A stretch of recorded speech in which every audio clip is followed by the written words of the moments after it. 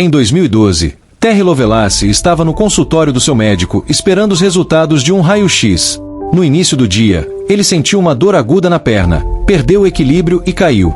O médico voltou com uma expressão confusa e mostrou o raio-x a Terry. Um pequeno objeto quadrado, do tamanho de uma unha, estava enterrado profundamente na perna direita de Terry. O médico nunca tinha visto algo parecido.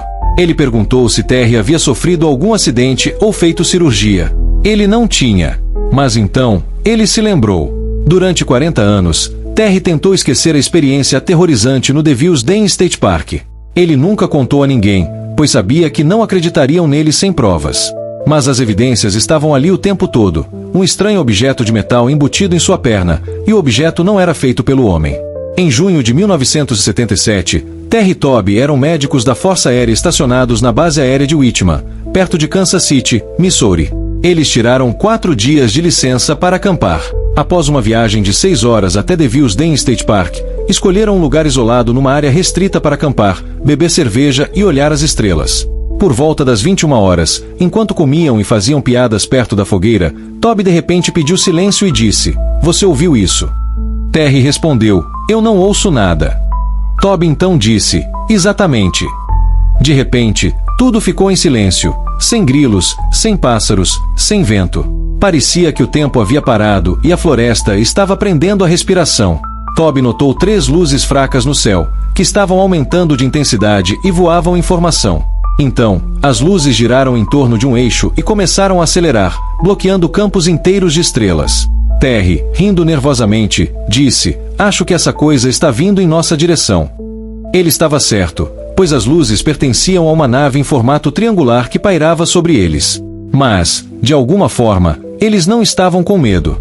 Enquanto a nave pairava sobre o acampamento, um feixe de luz branca surgiu da nave, iluminando o local mais que o dia por cerca de 30 segundos, e depois, a escuridão voltou. Em seguida, um fino laser azul apareceu, escaneando o acampamento.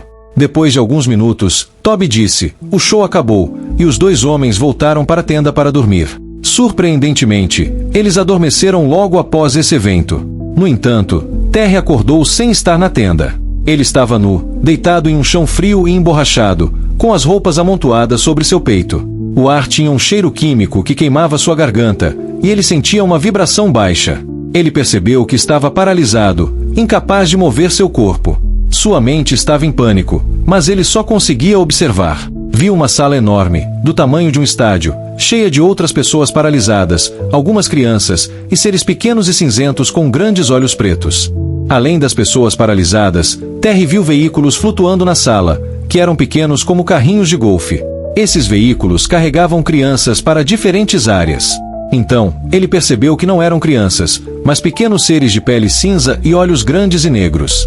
Eles vestiam uniformes de voo cinzas, tinham braços longos e dedos esguios, e se moviam de forma rápida e robótica. Em um momento, Terry notou algo incomum, um ser com pele rosa e calcária, que se parecia com os pequenos seres cinzas, mas tinha cerca de 1,80 metros de altura. Esse ser fixou os olhos em Terry e parecia estar dentro de sua mente, como se estivesse baixando seus pensamentos, memórias e segredos. Terry sentiu-se completamente exposto e violado. Antes que ele pudesse processar isso, os seres cinzas o levantaram e o carregaram por um corredor.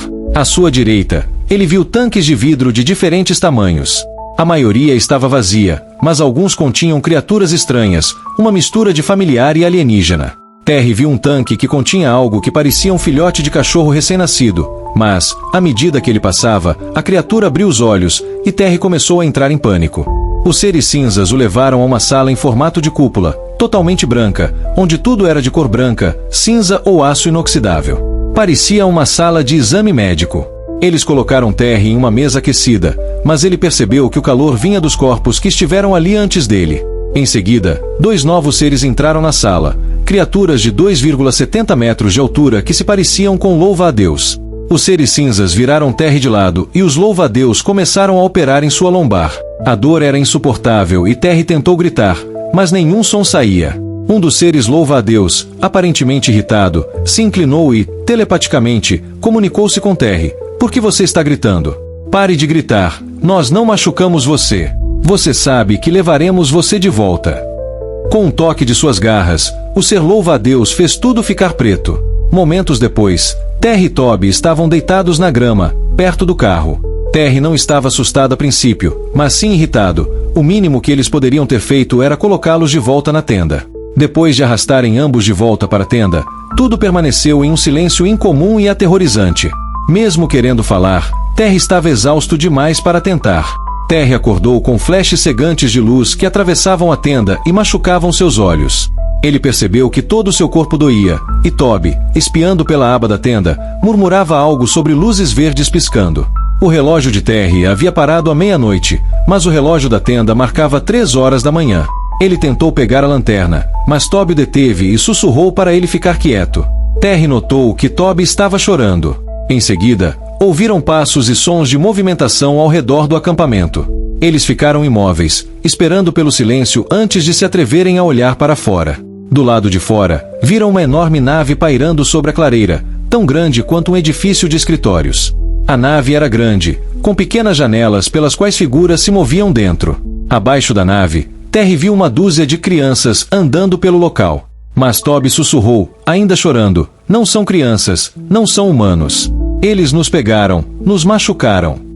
Terry ficou confuso, mas então, as imagens começaram a invadir sua mente. Uma sala iluminada, pequenas criaturas, um enorme inseto, instrumentos médicos e dor, muita dor. Ele tentou afastar essas imagens e focar na situação atual. Um feixe de luz branca emergiu da nave, e as figuras caminharam até ele, desaparecendo. A nave subiu lentamente acima da clareira, girou e disparou rumo ao horizonte sem fazer nenhum som. Toby soltou um suspiro, pois tinha prendido a respiração o tempo todo. O rosto dele estava inchado e queimado de sol, e então Terry percebeu que ele também estava queimado, coberto de marcas vermelhas, como picadas de insetos. Eles correram para o carro e abandonaram o acampamento, deixando Devil's Den para trás. Eles dirigiram direto para a base, e Terry deixou Toby em sua casa, observando-o cambalear para dentro, ainda em estado de choque. A esposa de Terry o viu e o levou imediatamente para a clínica médica. Lá, ele contou aos médicos tudo, exceto o que aconteceu entre 21 horas e 3 horas, pois sabia que, se revelasse o ocorrido, o colocariam na ala psiquiátrica. A queimadura de Terry foi confirmada como sendo causada por radiação, e suas roupas foram retiradas em um saco de risco biológico. As 48 horas seguintes foram um borrão para ele. Na terceira noite, alguém bateu à sua porta, 2 homens de preto. A enfermeira abriu a porta e 2 homens entraram, mostrando crachás. Eles usavam ternos escuros e expressões ainda mais escuras. Disseram à enfermeira que eram do OSI, Escritório de Investigações Especiais da Força Aérea, e precisavam falar com Terry sozinho. Terry estava sentado na cama do hospital, encarando o gravador à sua frente. Sua cabeça girava. Ele tinha apenas 22 anos e acabará de passar pela experiência mais traumática de sua vida. Agora, 2 agentes do OSI estavam em seu quarto, e um deles, o major, estava dando ordens. Eles queriam saber o que Terry tinha visto naquela noite. Ele contou sobre as luzes no céu, mas parou por aí. No entanto, sentiu que eles já sabiam o resto, o que o perturbou profundamente. Poderia a Força Aérea estar envolvida? Uma imagem repentina surgiu em sua mente, humanos em uniformes militares trabalhando ao lado de alienígenas a bordo da nave. Eles sabiam, o governo sabia. A voz do major o tirou de seus pensamentos. Entende, sargento? Terry balançou a cabeça lentamente enquanto o major lia o artigo 31 do UCMJ, Código Uniforme de Justiça Militar, a versão militar de "Você tem o direito de permanecer em silêncio". Terry só conseguiu responder, "Sim, senhor". Terry foi intimidado a assinar um documento que autorizava o OSI a vasculhar sua casa e seu carro. Não que isso importasse, pois as buscas já estavam em andamento. Um dos agentes, irritado, chegou bem perto do rosto de Terry e o acusou de estar escondendo algo. Ele insistia que sabia que Terry e seu amigo Toby tinham visto mais do que apenas luzes em Devil's Den e exigiu que ele confessasse. Mas Terry se recusou. Antes, ele estava preocupado em ser internado em um hospital psiquiátrico. Agora, estava com medo de ser preso. Ele manteve sua história sobre as luzes e rezou para que Toby fizesse o mesmo. Frustrados, os agentes pegaram um gravador, jogaram um cartão de visita na cama e forçaram Terry a assinar mais documentos sem permitir que ele os lesse. Ordenaram que ele nunca falasse sobre o incidente ou sobre as luzes, e que, se ele se lembrasse de qualquer outra coisa, deveria ligar para eles imediatamente. A última coisa que disseram a Terry foi que ele não poderia mais entrar em contato com Toby, por nenhum motivo, jamais. Pouco depois, Toby foi transferido para uma base no Japão, e eles nunca mais se falaram. O trauma da abdução e o interrogatório deixaram Terry determinado a manter tudo em silêncio. Ele não contou nada a ninguém, nem aos amigos, nem à família, nem mesmo à sua esposa. Em vez disso, tentou esquecer que o incidente em Devil's Den havia acontecido. Com o tempo, as memórias começaram a desaparecer, embora o transtorno de estresse pós-traumático, TEPT, persistisse. Apesar de tudo, Terry construiu uma carreira de sucesso como advogado e assistente do procurador-geral. Ele se casou, teve uma família e levou uma vida aparentemente normal. No entanto, em 2012, quando Terry viu o raio-x de sua perna, sua vida mudou novamente. Ele decidiu remover os implantes e tornar sua história pública, mas foi avisado de que isso seria muito perigoso. A ameaça não veio do governo, veio de alguém muito mais perigoso. Em 2017, Terry adormeceu e, de repente, estava sentado em sua sala de estar. À sua frente, estava uma mulher com cerca de 1,20 metros de altura e cabelo castanho claro. À primeira vista, ela parecia ser uma pequena mulher asiática, mas havia algo de errado. O cabelo era uma peruca. Ela não era humana. Então, Terry se lembrou de algo. Alguns anos antes, sua esposa acordou e viu uma pequena figura com grandes olhos aos pés da cama. Uma voz em sua mente disse calmamente: "Não tenha medo, durma." Na época, ela achou que fosse um sonho, mas não era. Agora, aquela mesma figura estava na sala de estar de Terry. Ele a reconheceu. Ela não era completamente alienígena, nem completamente humana, e seu primeiro pensamento foi que não gostava da peruca dela. Os lábios dela não se moveram, mas ele ouviu sua voz em sua mente. "Então, você não gosta do meu cabelo? É o mesmo da última vez que nos encontramos. Eu sempre uso assim, você sabe disso." De repente, memórias começaram a inundar sua mente. Não era a primeira vez que Terry a via. Ele havia sido abduzido muitas vezes desde os 8 anos de idade. Terry se lembrou de estar com outras crianças a bordo de uma nave, em um ambiente que se assemelhava a uma sala de recreação. As crianças eram instruídas a realizar tarefas como arrumar blocos coloridos e ladrilhos, mas ele não conseguia se lembrar do motivo.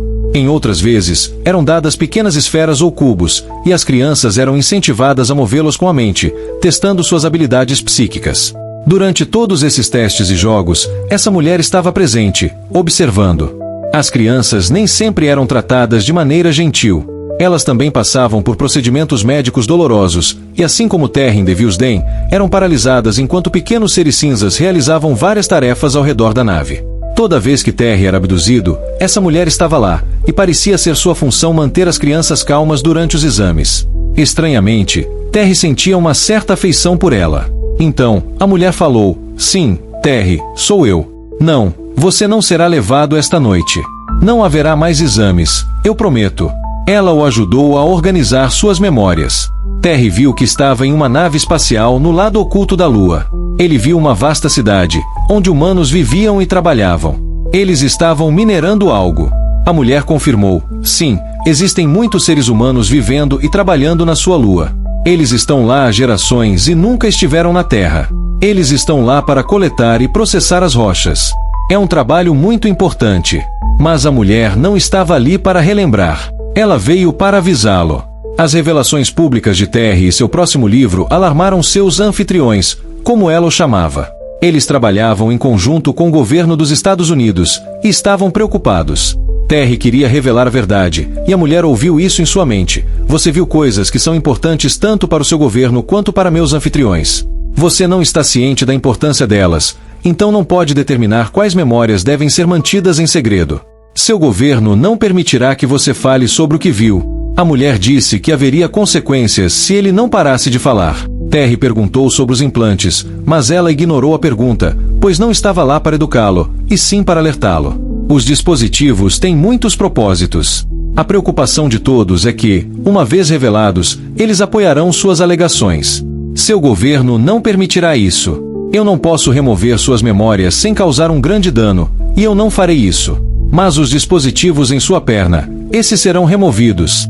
Parte 16. Terry insistiu que o mundo merecia saber a verdade.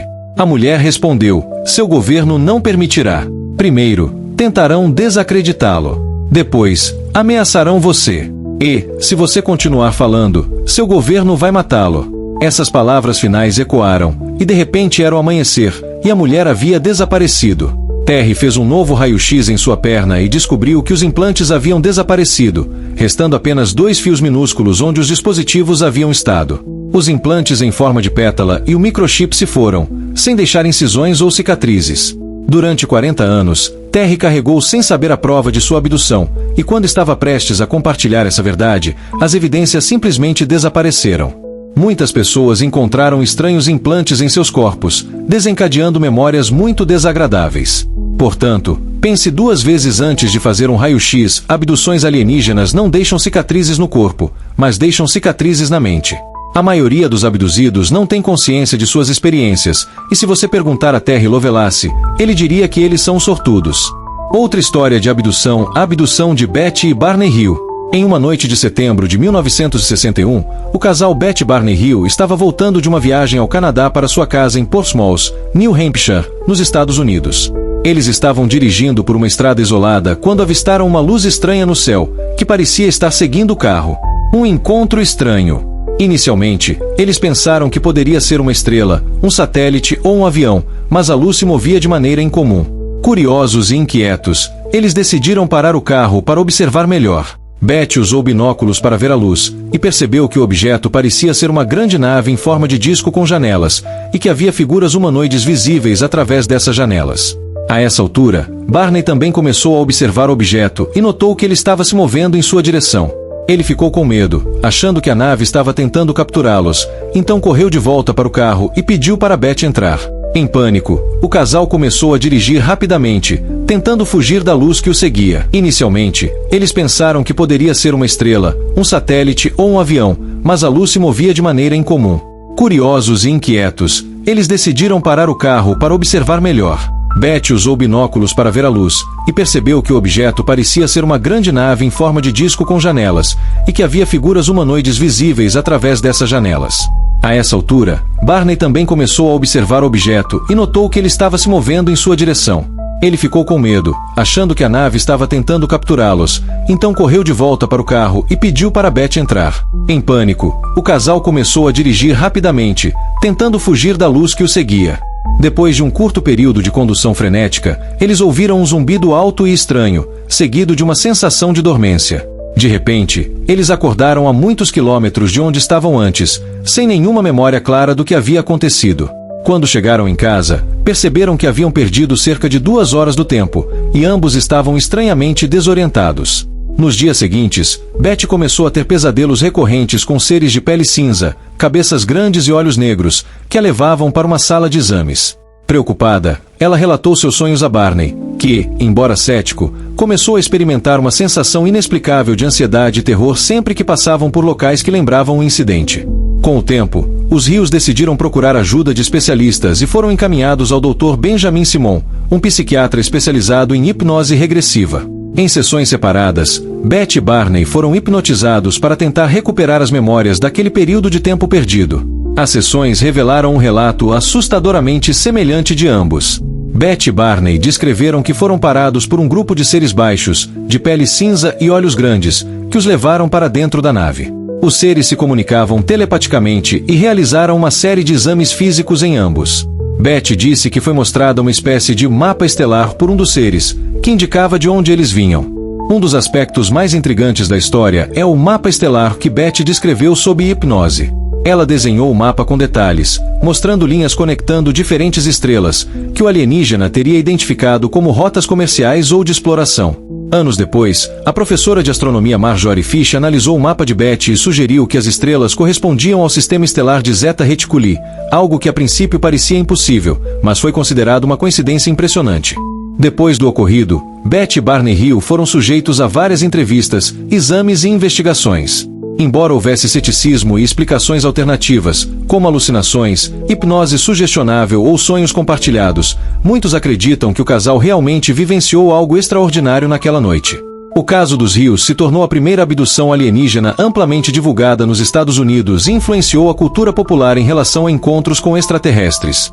O relato deles inspirou livros, filmes e documentários, e ainda é discutido por ufólogos e pesquisadores até hoje. Uma das histórias mais famosas e assustadoras de abdução alienígena é a de Travis Walton, que ocorreu em 1975, no Arizona, Estados Unidos. Esta história, além de bem documentada, inspirou filmes e livros devido à sua riqueza de detalhes e os múltiplos testemunhos envolvidos.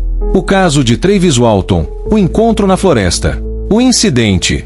Em 5 de novembro de 1975, Travis Walton, então com 22 anos, trabalhava como lenhador junto a um grupo de 6 colegas na Floresta Nacional de Apache-Sigreaves, no Arizona.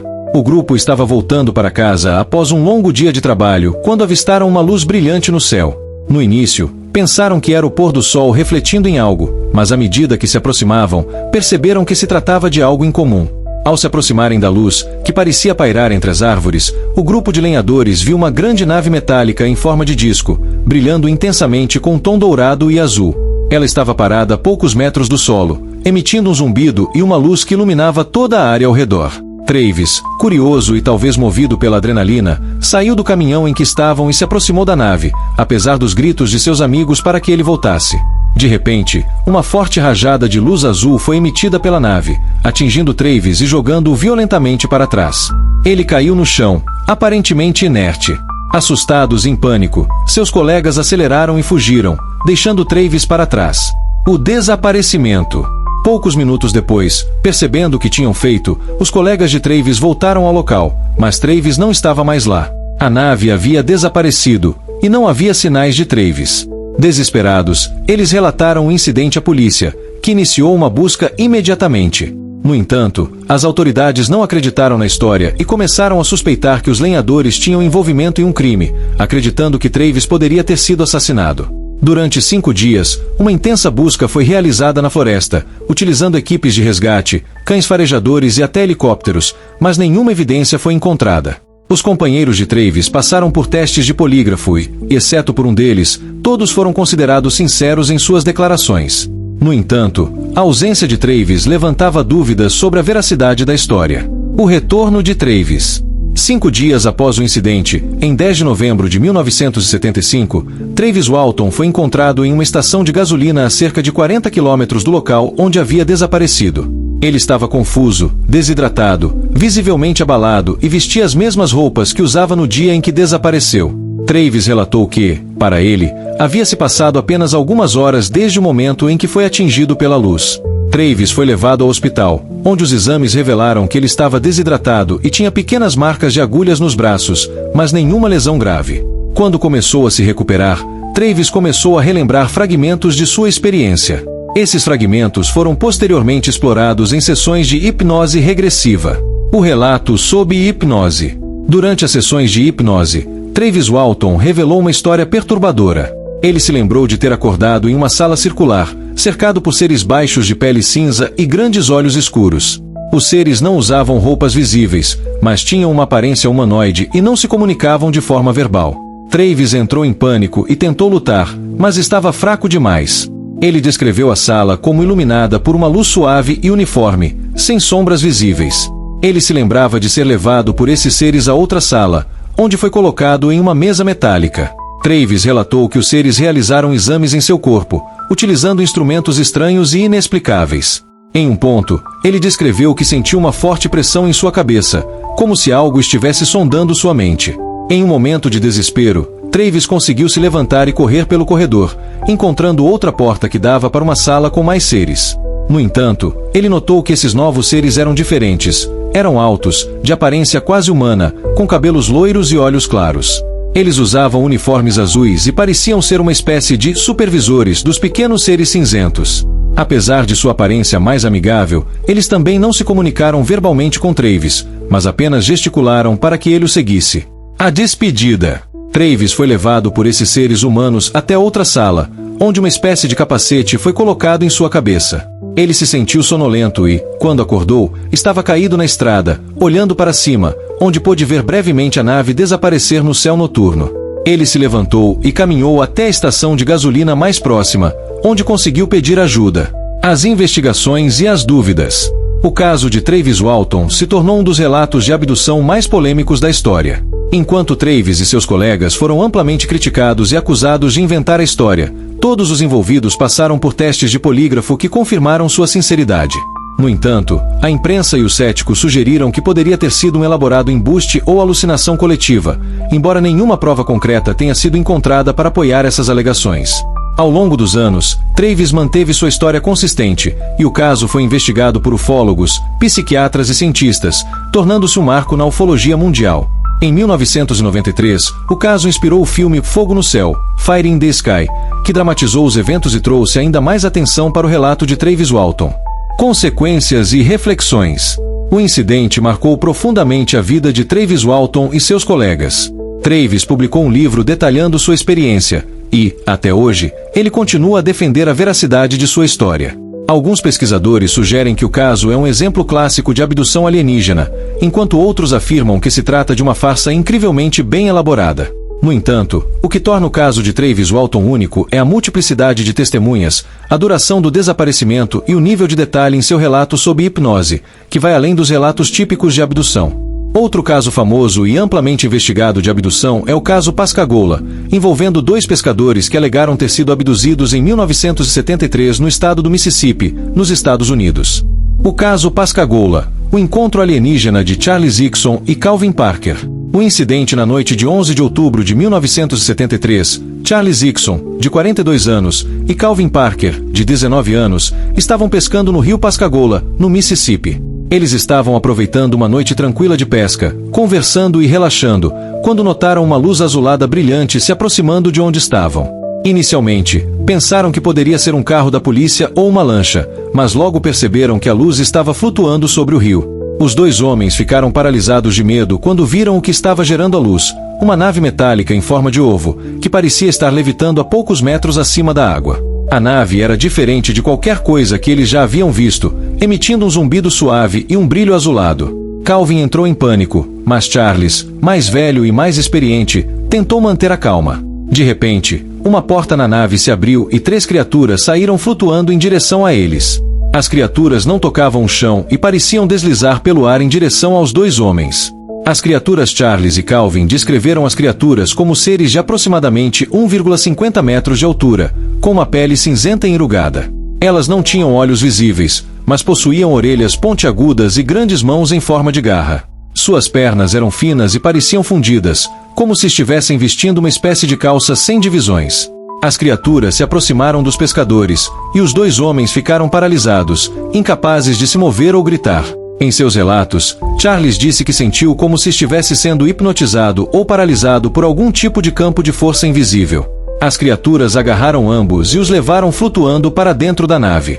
Calvin estava completamente em choque, mal conseguia pensar, enquanto Charles tentava desesperadamente processar o que estava acontecendo. O interior da nave, dentro da nave, os homens foram levados para salas separadas. Charles relatou ter sido submetido a um exame médico por um dispositivo que se assemelhava a um grande olho robótico.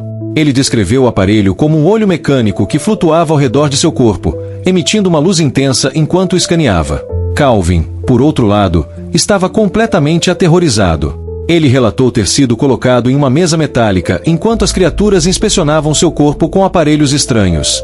Em entrevistas posteriores, Calvin afirmou que sua mente estava tão sobrecarregada de medo e desespero que ele quase desmaiou durante o exame. Após o que pareceu ser uma eternidade, os 2 homens foram levados de volta para o rio, exatamente onde estavam antes. A nave se afastou silenciosamente, subindo em direção ao céu noturno até desaparecer completamente. O relato à polícia desesperados e em choque, Charles e Calvin dirigiram até a delegacia local para relatar o ocorrido. Quando chegaram, eles estavam tão agitados que os policiais inicialmente acharam que estavam bêbados ou drogados. No entanto, à medida que os homens contavam sua história, a seriedade em suas vozes e o pânico em seus olhos deixaram os policiais perplexos. Desconfiados, os policiais colocaram os 2 homens em uma sala para interrogatório e deixaram um gravador oculto ligado enquanto saíam, na esperança de que, sozinhos, os 2 confessassem que tudo não passava de uma farsa.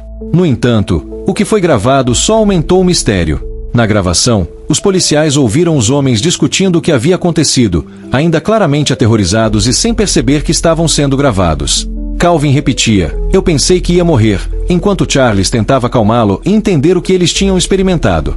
Não havia indícios de que estivessem inventando a história, o que deixou a polícia desconcertada. A repercussão do caso ganhou atenção nacional rapidamente, com repórteres e investigadores de todo o país vindo ao Mississippi para entrevistar os homens. Charles e Calvin foram submetidos a testes de polígrafo, entrevistas de hipnose regressiva e exames médicos, mas nenhum indício de mentira ou fraude foi encontrado. Embora Calvin inicialmente tentasse evitar a atenção da mídia, Charles aceitou a publicidade e se tornou um defensor aberto da história, participando de entrevistas e programas de televisão para relatar o que havia acontecido naquela noite. Calvin, por sua vez, lutou com o trauma emocional e a pressão da imprensa, afastando-se dos holofotes por muitos anos. O impacto psicológico, os efeitos do incidente foram devastadores para Calvin Parker. Ele descreveu ter sofrido com pesadelos constantes, ansiedade e uma profunda sensação de isolamento. Calvin evitou falar sobre o incidente por décadas, enquanto Charles Hickson, que era mais velho e mais confiante, continuou defendendo sua experiência até sua morte em 2011. Em anos posteriores, Calvin finalmente começou a falar abertamente sobre sua experiência, publicando um livro em 2018 chamado Pascagoula, The Closest Encounter. No livro, ele detalhou mais aspectos do incidente e suas lutas pessoais para lidar com o trauma e o ceticismo. Teorias e explicações céticos sugeriram várias explicações alternativas, desde alucinações causadas por estresse, até intoxicação por drogas ou uma elaborada farsa. No entanto, a consistência das histórias, os testes de polígrafo bem-sucedidos e a gravação feita pela polícia lançaram dúvidas sobre as explicações convencionais. O caso também foi investigado por ufólogos, cientistas e psiquiatras ao longo dos anos. Alguns estudiosos argumentam que as descrições das criaturas e dos exames eram consistentes com outros relatos de abdução, enquanto outros sugerem que os homens poderiam ter sido influenciados por histórias de OVNIs já existentes. Conclusão: o caso Pascagoula é um dos relatos de abdução alienígena mais notórios da história dos Estados Unidos. A história de Charles Hickson e Calvin Parker cativou a imaginação do público, levantando questões sobre o que realmente aconteceu naquela noite de outubro de 1973. Seja visto como um dos casos mais bem documentados de contato extraterrestre ou como um exemplo clássico de sugestão e medo coletivo, o incidente continua a ser debatido até hoje, com muitos acreditando que os homens realmente experimentaram algo além da compreensão humana. Vou te contar sobre um caso que é um dos mais intrigantes e bem documentados na história de abduções alienígenas, o caso de Frederick Valentichi, que aconteceu na Austrália em 1978. Este é um caso particularmente misterioso, pois envolve o desaparecimento de um piloto enquanto ele estava em comunicação com o controle de tráfego aéreo. O caso Frederick Valentichi, o piloto desaparecido. O incidente em 21 de outubro de 1978, Frederick Valentichi, um piloto australiano de 20 anos, estava em um voo de treinamento solo, pilotando uma pequena aeronave Cessna 182 litros. O plano de voo de Frederick era sair de Melbourne, na Austrália, e seguir em direção à Ilha King, sobrevoando o Estreito de Bass, uma rota comum para pilotos em treinamento. Frederick era um jovem piloto experiente, mas relativamente novo, com cerca de 150 horas de voo registradas. Ele estava calmo e confiante quando decolou, mas logo após iniciar o voo, por volta das 19 horas, ele fez uma chamada de rádio para o controle de tráfego aéreo em Melbourne, relatando que estava sendo seguido por uma aeronave não identificada. O contato pelo rádio. Durante a comunicação por rádio, Valentichi relatou repetidamente que havia uma grande aeronave em sua proximidade, descrevendo-a como um objeto longo, metálico e brilhante, com luzes verdes. Ele disse que o objeto estava se movendo rapidamente e executando manobras que desafiavam a capacidade de qualquer aeronave convencional. O controlador de tráfego aéreo, em Melbourne, não conseguia ver nada nos radares e tentou acalmar Valentichi, perguntando se ele poderia identificar a aeronave ou se poderia ser algum tipo de avião militar. Valentichi insistiu que o objeto estava se movendo em alta velocidade e girando em torno de seu próprio eixo. Nos minutos seguintes, a comunicação de Valentichi se tornou mais confusa e agitada. Ele continuou relatando que o objeto estava pairando sobre ele e que ele estava tendo problemas para manter o controle da aeronave. Em sua última transmissão, Frederick foi ouvido dizendo: "A aeronave está flutuando, e não é uma aeronave." Segundos depois, a comunicação foi interrompida, seguida por sons metálicos inexplicáveis. O desaparecimento. Após o fim abrupto da transmissão, o controle de tráfego aéreo tentou, sem sucesso, restabelecer contato com Frederick. Sua aeronave desapareceu dos radares, e imediatamente foi iniciada uma operação de busca e resgate no Estreito de Bass. A busca durou vários dias e envolveu equipes de resgate marítimo e aéreo, mas nenhum sinal de Valentichi ou de seu avião foi encontrado. A ausência de destroços ou de qualquer evidência física levou à especulação de que Valentichi poderia ter sofrido um acidente ou que sua aeronave poderia ter sido levada por forças desconhecidas. Sua família e amigos relataram que Frederick era um piloto cuidadoso e apaixonado por aviação, além de um entusiasta de OVNIs, o que alimentou teorias de que ele poderia ter sido abduzido por uma nave alienígena. Relatos de testemunhas. Após o desaparecimento de Valentichi, várias testemunhas relataram ter visto luzes estranhas no céu na noite do incidente. Algumas descreveram uma grande luz verde movendo-se rapidamente pelo céu na mesma área em que Valentiche desapareceu, enquanto outras afirmaram ter visto um objeto em formato de disco. Além disso, um casal de turistas que estava na Ilha King relatou ter visto uma luz intensa seguindo um avião pequeno na mesma noite. Esses relatos foram coletados pelas autoridades, mas nenhum deles foi confirmado de forma conclusiva. Teorias e especulações. O caso de Frederic Valentiche gerou uma série de teorias e explicações, desde acidentes convencionais até abduções alienígenas. Algumas das teorias incluem desorientação espacial. Uma das explicações mais populares entre os céticos é que Valentiche poderia ter sofrido desorientação espacial, o que pode ocorrer quando um piloto perde a noção da orientação de sua aeronave devido a condições atmosféricas ou ilusões ópticas. Acredita-se que ele poderia ter confundido suas próprias luzes de navegação com um OVNI e, em pânico, acabou perdendo o controle do avião. Erro humano e acidente. Outra teoria sugere que Valentiche poderia ter cometido um erro durante o voo e colidido com o oceano. No entanto, a ausência de destroços flutuantes ou qualquer sinal de uma queda levanta dúvidas sobre essa hipótese. Abdução alienígena. Muitos entusiastas de OVNIs acreditam que Valentiche foi abduzido por uma nave extraterrestre. A descrição detalhada que ele forneceu ao controle de tráfego aéreo, as luzes verdes e os sons metálicos gravados durante sua última transmissão reforçam essa teoria para os que acreditam em vida extraterrestre. Encontro com a aeronave secreta. Outra teoria sugere que Valentiche poderia ter encontrado uma aeronave militar secreta, o que explicaria sua descrição do objeto. No entanto, as autoridades australianas negaram qualquer teste ou operação militar na área na época. O caso de Frederic Valentiche permanece sem solução até hoje. A ausência de evidências físicas e o testemunho de Frederic sobre uma aeronave desconhecida pairando sobre ele deixaram muitos intrigados.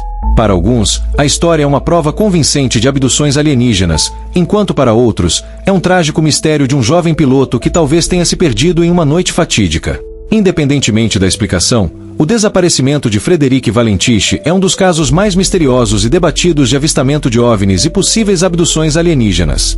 O enigma permanece, e até hoje, pesquisadores continuam explorando novas evidências e teorias para tentar compreender o que realmente aconteceu naquela noite de outubro de 1978. Espero que você tenha gostado dessas histórias de abduções alienígenas, todas marcadas por relatos intrigantes e mistérios não resolvidos. Cada caso traz à tona novas perguntas sobre o desconhecido e o que realmente pode estar acontecendo além do nosso entendimento. Se essas histórias despertaram sua curiosidade e você quer explorar mais mistérios,